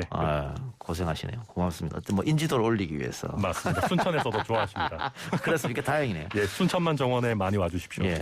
또 요즘에는 뭐 유튜브로 올라가기 때문에 이 생방을 놓쳐도 다시 보기로 볼 수 있으니까. 예. 예. 우리 순천에 계신 분들 천하람 변호사 방송 많이 봐주시고 두 분 수고하셨습니다. 다음 주에 뵙겠습니다. 네, 감사합니다. 네, 감사합니다. 글쎄 안 들려 들을 뉴스 없어 아무 뉴스도 귀에 들어오지 않아 듣고 또 들어도 들을 뉴스 없어 만든 게 2%야 이동영의 뉴스 정면승부 YTN 라디오 이동현 뉴스 정면승부 4부 시작합니다. 총선 이후 여당에서 종부세, 양도세 재논의가 아직 결론을 내리지 못하고 있습니다. 야당에서는 엊그제 대폭 완화하자는 제안을 했죠. 이런 가운데 오세훈 서울시장이 오세훈표 재개발 계획을 발표했습니다. 내년 대선을 앞두고 부동산 시장 상황이 어떤지 전문가와 짚어봅니다. 김규정 한국투자증권 자산승계연구소장 연결합니다. 소장님 안녕하십니까? 네, 안녕하세요. 예. 올해 들어서 부동산 또 특히 서울의 아파트 값이 약간 주춤하고 있다 이런 얘기가 있었는데 요즘에 다시 오른다는 얘기도 있고 지금 상황 어떻게 보세요? 네, 말씀하신 것처럼 정부가 주택 공급을 대폭 늘리는 이사대책 발표한 이후에 상승세가 둔화되는 양상이 있었죠. 근데 4월에 재보궐선거 이후에 규제 완화 기대감이 높아지면서 다시 상승폭이 좀 커지는 상황입니다. 주요 대도시를 중심으로요. 특히 서울시 같은 경우는 보궐선거 직후부터 재건축 활성화에 대한 기대감 때문에 재건축 지역 중심으로 가격이 많이 움직였고요. 전국적으로 주요 도시에서 다주택자 대상의 세금 규제라든가 대출 규제 같은 것들도 혹시 풀릴 수 있지 않을까라는 기대감이 형성되면서 상승폭이 커지고 있어서 실제로 시장에서는 지금이 좀 다시 또 오를 수도 있는 변곡 상황이다라는 위기감이 좀 조성되고 있습니다. 실제로 다주택자분들도 이제 6월 1일부터 강화되는 세금 문제 때문에 좀 처분을 하지 않을까 기대가 있었는데 이런 기대감 때문에 물건이 거의 나오지 않았고요. 처분되지 않고 계속 이제 거래되는 일부 물건들은 신고가 행진을 보이기도 했습니다. 예. 그 다주택자들이 말씀하신 대로 종부세나 재산세 강화 때문에 물건을 좀 내놓을 것이다. 그것도 공급이다. 이런 얘기가 있었는데 왜 많이 안 내놨을까요? 네, 실제로 이제 좀 늘어나는 세금에 대한 부담은 있지만 이후에 규제 완화라던가 혹은 대선으로 가는 과정에서 개발 추가적인 호재 같은 것들이 나오면서 가격이 또 오를 수 있다라는 기대감들이 있어서 좀 버티는 상황이고 실제로 6월 1일부터 양도세 중과 부담이 더 커지기는 하지만 현재도 양도세 부담이 만만치 않기 때문에 팔기가 좀 쉽지 않았다라는 분석들이 나오고 있습니다. 예, 버티면 정책은 변할 것이다. 시장이 이렇게 판단하는 걸까요? 일단은 최근에 야당은 물론이고 여당에서도 지금 규제 완화 얘기들이 흘러나오고 있는 상황이니까 사실상 그런 수요자들의 판단에 힘을 실어줬다고 봐야겠죠. 규제 기조라던가 이제 투기 억제라던가 이런 골자 자체가 바뀌지는 않았지만 어쨌든 이제 대출 규제라던가 이런 세금 문제들이 완화한다라는 얘기가 이미 나오고 있는 상황이다 보니까 실제로 지적하신 것처럼 시장에서는 기다리면 바뀐다라는 이런 좀 안 좋은 신호를 주기도 했다라고 볼 수 있겠습니다. 예. 한편 오늘 서울시가 재개발 활성화를 위한 6대 규제 완화 방안을 발표했는데요. 내용 일단 설명해 주시죠, 잠깐. 네, 대표적으로 주거정비 지수제라는 것을 폐지하기로 했고요. 그리고 2종 일반 주거지 중에서 7층 이하로 지어야 되는 규제가 있는 곳들의 그 층고 규제를 완화해서 용적률을 좀 높일 수 있게 하는 이런 것들을 통해서 재개발을 좀 활성화하겠다라는 내용입니다. 그리고 정비구역 지정 기간을 단축하고 주민 동의를 받는 이런 단계를 좀 간소화해서 전반적으로 속도를 내겠다라는 내용들이 주를 이뤘습니다. 그리고 기존에 해제됐던 재개발 구역 중에서 법적 요건을 갖춘 곳들은 주거정비 지수제 폐지를 통해서 주민들이 동의만 한다면 새로 신규 구역 지정을 해서 사업으로 좀 나아갈 수 있는 이런 내용들이 담겼습니다. 빠르게 진행하겠다 이 얘기인데 말 그대로 규제 완화 방안이네요. 오세훈 시장 취임 후 첫 부동산 규제 완화 방안인데 소장님 보실 때 어땠습니까? 평가 좀 해주시죠. 네, 일단 지금 토지거래 허가구역 지정하고 규제를 강화하고 있는 재건축과는 달리 오늘 보신 것처럼 재개발 쪽에서는 좀 더 활성화될 수 있고 속도를 낼 수 있는 방안들이 발표되고 있어서 서울 도심의 주택 공급을 재개발 사업을 통해서 좀 더 집중하겠다라는 내용으로 읽을 수 있겠고요. 지금 서울시 오세훈 시장이 25년까지 24만 호 정도를 빠르게 계속 공급하겠다는 계획을 가지고 있는데 주요 방편으로 재개발을 선택했다라고 볼 수 있습니다. 다만 지금 발표된 내용들이 결국에는 시의 논의 등을 거쳐서 조례를 바꿔야 되는 내용이기 때문에 이후에 진행 사항은 조금 더 지켜보셔야 정확하게 현실화 여부를 판단하실 수 있을 것 같습니다. 그런데 이게 재개발을 활성화하면 투기꾼들이 몰려서 부동산 가격이 급등할 것이다 이런 의견도 있고 반대로 어쨌든 공급 정책일 수도 있으니까 안정될 수도 있다 이런 의견도 있던데 소장님 보시기에 어느 쪽에 더 무게감이 실립니까? 전자의 위험이 있지만 공급을 위해서는 어느 정도 좀 감소가 필요하지 않나 싶은데요. 그래서 이번 발표에서도 이런 활성화 방편과 함께 좀 투기적인 수요를 차단할 수 있는 내용들이 같이 담기기는 했습니다. 처음에 이제 구역 공모를 할 때부터 이후에 지분 쪼개기라던가 신규 구매자들이 이제 조합원 자격을 갖지 못하도록 하는 이런 규정 같은 것들은 같이 만들어서 원래 거주하시던 분들 위주로 이제 새 아파트를 받을 수 있게 하고 사업은 활성화하는 조치를 하겠다는 내용들이어서 그 부분들이 잘 관리가 된다면 개발을 통한 어느 정도의 가격 변동성은 뭐 피할 수 없겠으나 최소화할 수 있는 가능성도 좀 기대를 해보고 있습니다. 알겠습니다. 소장님 오늘 말씀 고맙습니다. 감사합니다. 지금까지 김규정 한국투자증권 자산승계연구소장이었습니다.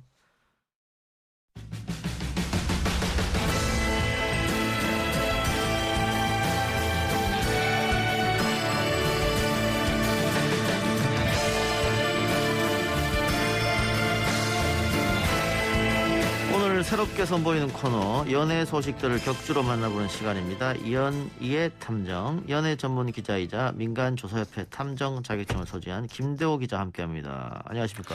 네, 안녕하세요. 1년 이상 된 것 같은데 우리 만난 지가 굉장히 네. 오랜만에 뵙는 것 같은데. 그렇죠. 그동안 어떻게 지내셨어요? 자격증 따면서 보냈죠. 탐정 자격증? 말고도 많이 땄습니다. 많이 땄습니까? 네. 예. 코로나19로 공부할 시간이 많으셨군요. 그렇죠. 예. 네. 그 탐정 자격증은 그런데 어떤 공부가 필요한가요? 뭐 이제 이 관계 법령하고 미행법, 사진 촬영, 미행법, 사진 촬영, 예. 위패 감별법, 변장법, 뭐 여러 가지를 이제 그 공부해야 되고 이제 시험을 봐야 되는데요. 예. 가장 핵심적인 거는 탐정으로서 하지 말아야 하는 일들에 대해서 이제 알게 하는 제도입니다. 이게 뭐 불법과 탈법을 좀 오갈 수도 있으니 가능성이 그렇죠. 있으니까. 예. 그러니까 정확하게 안 되는 것에 대해서 알아야만이 이제 되는 것 상황인 거고요. 불법 녹취라든가 이런 거. 그렇죠. 그래서 이제 탐정으로서 지금 뭐 할 수 있는 일이라는 게 사실 이제 법의 테두리 안에서는 우리가 일반적으로 생각하는 탐정의 업무 있잖아요. 예. 할 수 있는 게 별로 없다는 걸 설명드리겠습니다. 예. 자격증은 주어졌지만 뭐 공권력인 게 없기 때문에 그렇죠. 한계가 있다 이 말씀입니다. 네네. 알겠습니다. 자, 기자와 탐정의 눈으로 이번 주 연예계 소식들 짚어봅니다. 배우 박시연 씨가 음주운전 교통사고를 내서 1심 판결이 있었는데 벌금형이 나왔네요. 네, 오늘 이제 어제죠. 어제 재판이 있었는데요. 이 벌금 1,200만 원이 선고가 됐어요. 많이 나왔네요. 네, 이 교통사고 처리 특례법 위반 그리고 또 도로교통법 위반 음주운전인데요. 1,200만 원이기 때문에 많다고 생각을 하시겠지만은 예. 실제적으로는 이게 이제 1년 이상 15년 이하의 징역 또는 1,000만 원 이상 3,000만 원 이하 벌금에 해당이 되는 거거든요. 그렇습니까? 예. 거기에서의 양형을 생각하면은 어떻게 본다면은 적게 나온 거라고 할 수 이게 있겠죠. 단순 음주운전이 아니고 음주운전 이후에 사고까지 냈기 때문에 그런 그렇죠. 거군요. 예. 그 인사사고까지 낸 상황이었기 때문에 예. 뭐 이와 함께 이제 이 박시연 씨 같은 경우에는 앞으로 2년 동안 운전면허를 취득할 수 없는 그런 상황이 된 것입니다. 근데 박시연 씨가 예전에도 한번 음주운전 단속되지 않았나요? 2006년 7월에 이제 벌금 250만 원의 약식 명령을 받았는데 이 부분에 대해서 사실은 이제 윤창호법 시행 이후에 2회라면 운전면허를 따는 데까지 3년이지만 이게 오래전에 일어난 일이기 때문에 조금은 이제 감형이 되어진 것으로 보여집니다. 과거에 그런 일을 겪었음에도 불구하고 또 한 번 한 이유는 뭐 자기 입장이 있을 텐데요. 네, 일단 좀 특이한 음주운전 사고예요. 일반적으로 보면 이제 밤에 이제 음주운전을 많이 하게 되는데 이번 이제 박 씨 같은 경우에는 1월 17일 오전 11시 24분 집 근처에서 이제 그 신호를 기다리던 승용차를 이제 들이받은 혐의입니다. 아침부터 술을 먹지 않았을 테고. 그렇죠. 어제 이제 지난 날에 이제 먹었다고 이야기를 하고 있습니다. 그러면서 숙취가 풀렸다고 판단을 해서 자차를 이용해서 외출을 했다. 이렇게 이야기를 하고 있는 숙취 음주운전이군요. 그렇습니다. 예. 알겠습니다. 그렇게 해서 벌금이 내려졌고, 근데 최근에 아이돌 출신 배우 리지 씨가 음주운전을 해서 또 물의를 일으켰어요. 네, 여기도 이제 이 대물 사고만 냈는데요. 지난 18일이었죠. 밤에 이제 10시 12분쯤 청담동 영동대교 남단 교차로에서 택시를 들이받은 혐의입니다. 음주 수치는 이 박시연 씨와 마찬가지로 음주 취소에 해당하는 수치였는데 정확한 수치는 지금 알려지지 않고 있습니다. 예. 근데 리지 씨가 과거 음주운전에 대해 상당한 비판적인 말을 해서 그렇게 말한 사람이 어떻게 본인이 음주운전하냐 이렇게 지금 네티즌한테 문매를 받고 있던데 그 연예인들이 그 음주운전의 단속에 적발된다든가 혹은 이렇게 사고를 낸다든가 하면 자신의 연예계 커리어가 끝장날 수도 있다. 이런 생각을 할 텐데 왜 대리 기사님들을 부르지 않고 술을 마시고 운전을 할까요? 조금 이해가 안 되는 측면이 있는데. 네, 그 사실 이제 일반인 같은 경우에도 스티그마, 그러니까 사회적 낙인이라는 부분 때문에 굉장히 음주운전에 대해서 두려워하는 경향이 있거든요. 예. 그러면서 이제 연예인, 그러니까 공인으로도 볼 수 있고 유명인으로도 볼 수 있는데 특히나 이제 어떤 사회적 평판 문제 때문에 그다음에 또 활동 중단 문제 때문에 이 음주운전에 대해서는 각별하게 조심하고 있는 상황입니다.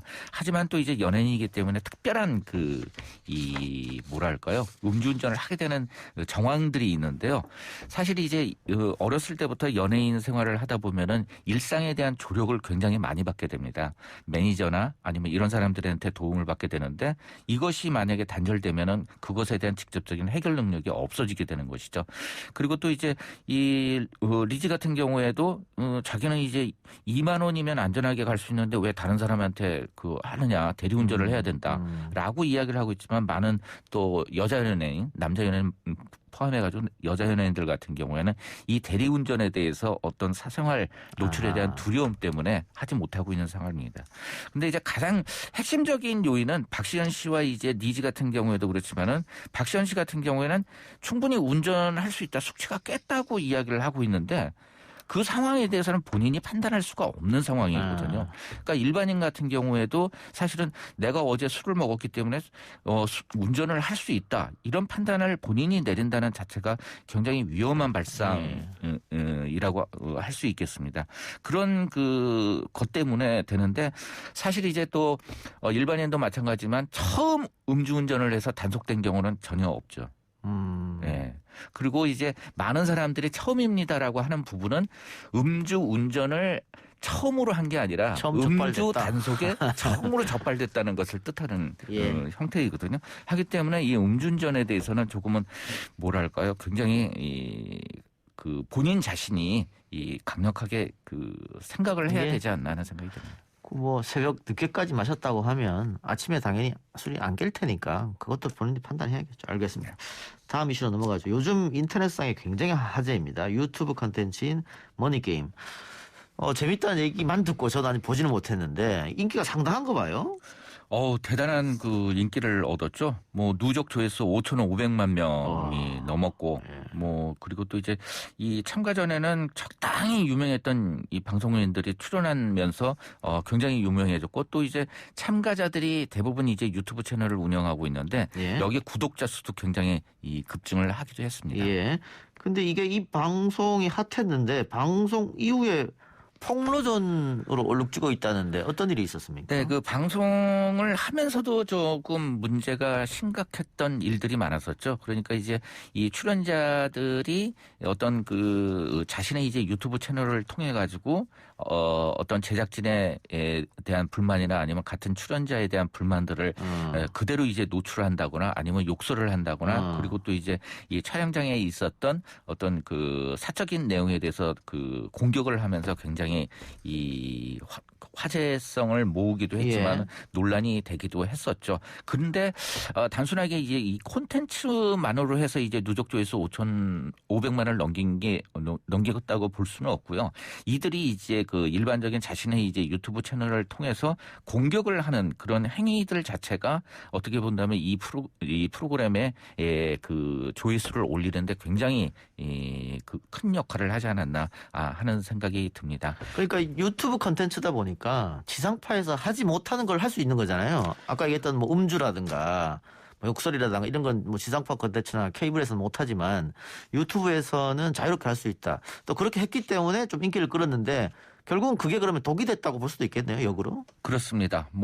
근데 제가 보는 관점에서는 이게 이제 사이버 레카라는 단어가 최근 들어서 많이 등장을 하고 있거든요. 그렇죠? 그러니까 이제 사이버 레카 같은 경우에 일반적인 레카, 이 군환차라고 하는데 이제 제가 이제 군환차 자격증도 있습니다만 비하는 아니지만 남의 불행에 제일 먼저 달려가는 것이 이제 레카잖아요. 네, 그래서 사이버 레카라고. 네, 그렇죠. 그러면서 여기저기 이제 퍼날르면서 문제가 되는데 이 출연자나 아니면 이 프로그램의 기본적인 성격 역시 이러한 성격 에서 굉장히 빠져나오기 힘든 부분이지 않나 하는 생각이 들어요. 그리고 또 이제 어떤 논란과 관련된 부분에 있어서 하나의 이제 누구랑 어떤 언쟁이나 아니면은 서로 논쟁이 붙었을 때 이건 역시 하나의 콘텐츠로 생각을 하면서 이에 대해서 계속적으로 생산을 해내게 되는 것이죠.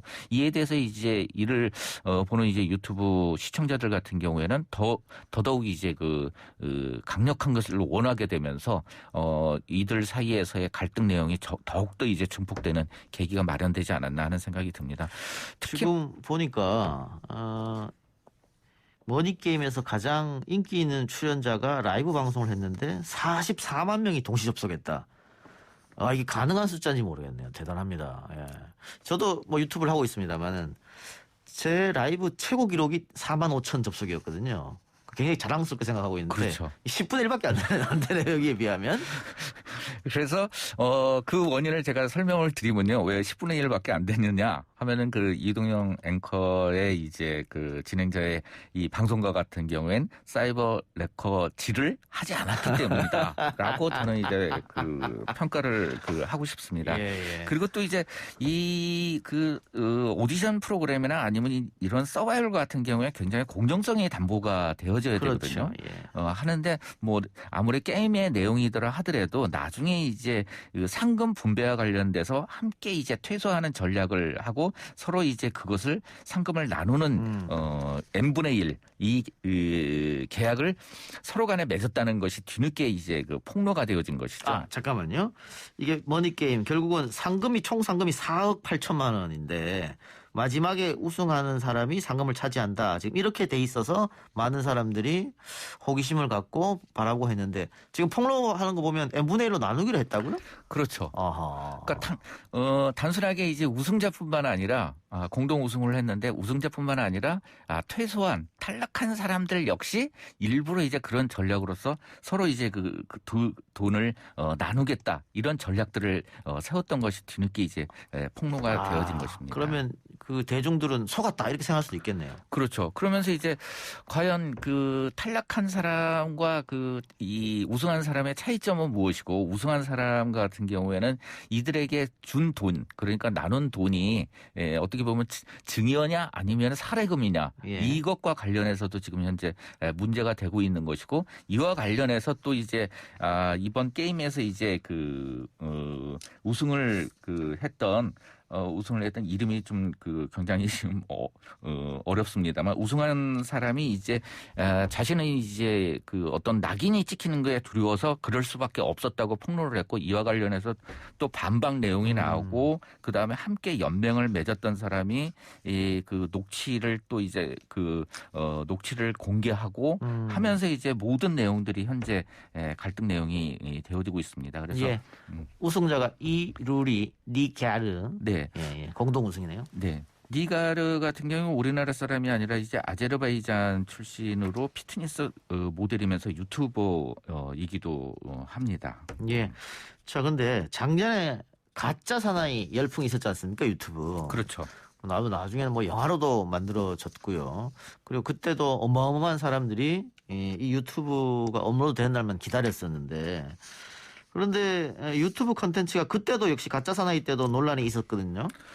계속해서 이 대박난 유튜브 컨텐츠 기획이 이렇게 논란이 생긴 이유는 어디 있을까요? 좀 너무 처음부터 자극적인 기획을 해서 그런가요? 그렇죠. 그리고 이제 이 논란 자체에 대해서 지금 모든 것들을 이제 언론에서 이제 보도를 하고 있거든요. 일부 이제 이 VJ 출신 유튜버 같은 경우에 자신의 이제 어떤 사생활 아내와의 어떤 문제 이혼과 관련돼서 털어놓으면서 굉장히 또 여러 매체들이 받아쓰기를 하고 있는 상황입니다. 그런 얘기는 하지 않겠습니다만 많은 분들이 아실 거예요. 그리고 또 이 가짜 사나이 같은 경우에는 지금 이 머니 게임 같은 과 연결이 되어 있어요. 뭐냐면 이제 여기에 참가했던 게 바로 공혁진이라는 프로게이머인데 이 공혁진이라는 프로게이머가 굉장히 이 논란 속에 휘말리게 되자 가짜 사내에서 나왔던 출연자, 그다음에 교관들이 이 공혁진의 이제 편을 들면서 응원한다는 내용을 밝히면서 또 한 번 또 언론을 타고 있는데 결국은 거의 모든 것들이 이제 화제를 모으기 위한 어떤 그 행위들로서도 보여지지 않나 하는 생각이 듭니다. 예. 아까 잠깐 이야기하셨던 그 이혼 관계되는 유튜버 스스로 폭로한 건데 와이프랑 서로. 근데 그 사람도 사실은 이렇게 많은 구독자를 확보할 수 있었던 이유도 계속해서 자극적인 컨텐츠를 냈기 때문에 그런 거거든요. 그렇죠. 그러니까 뭐 자극적 컨텐츠를 하나 내고 그것보다 다음 컨텐츠는 더 자극적이어야지 구독자들이 만족하니까 시청자들이 그렇게 악순환이 되는 것 같기도 합니다. 이제 그 유튜브 알고리즘 때문이기도 하지만은 그 또 언론이나 아니면 이를 갖다가 이 퍼나르는 이제 언론과 같은 경우에도 계속적으로 이런 자극적인 소재 누가 중요한 게 아니라 사건의 내용 뭐 불륜이라든가 뭐 그런 형태의 자극적인 단어들을 쓸 수 있기 때문에 계속적으로 이슈화를 시키고 있는데요. 이에 대한 그 언론의 자성의 목소리도 좀 들렸으면 하는 바람이 듭니다. 가짜 사나이 논란은 뭐 시간이 지나면서 사그라들었는데 머니게임 논란은 어떻게 될 것 같습니까? 저는 뭐 당분간은 이들의 이제 개별 유튜브 같은 경우에도 조회수나 아니면 구독자 수가 올라가는 효과가 있기 때문에 좀 더 아마 서로 이제 치고받는 모습들이 조금 보여지지 않을까 하는 생각이 들고요. 일반 대중들 같은 경우는 조금 이 문제에 대해서 관심을 거두어도 되지 않을까 하는 생각이 듭니다. 예. 이제 뉴미디어가 등장하면서 한 3, 4년 전에는 팟캐스트 열풍이 있었지 않습니까? 그렇죠. 예. 그러다가 또 최근에 이제 유튜브인데 당분간 이렇게 갈 것 같습니까? 아니면 또 다른 뭐 미디어 매체가 나올까요? 점점 이제 자극적인 그 대중의 역치가 높아질 수밖에 없는 형태이기 때문에 이런 문제뿐만 아니라 다른 문제도 계속되어질 수밖에 없는 것이고 그다음에 또 공중파 같은 경우에도 서바이벌이나 아니면 오디션 프로그램에서 이제 출연 계약서를 쓰면서 비밀 서약을 하잖아요. 일부 이제 이것이 그 어떤 그 인권과 관련된 문제다 이런 지적도 있었지만은 이 유튜브 프로그램 같은 거 이런 부분들이 담보가 되지 않기 때문에 계속적으로 이러한 포맷의 프로그램들이 나오지 않을까 하는 생각이 듭니다. 알겠습니다. 오늘 연예탐정 김대호 연예전문기자와 함께했습니다. 고맙습니다. 네, 감사합니다.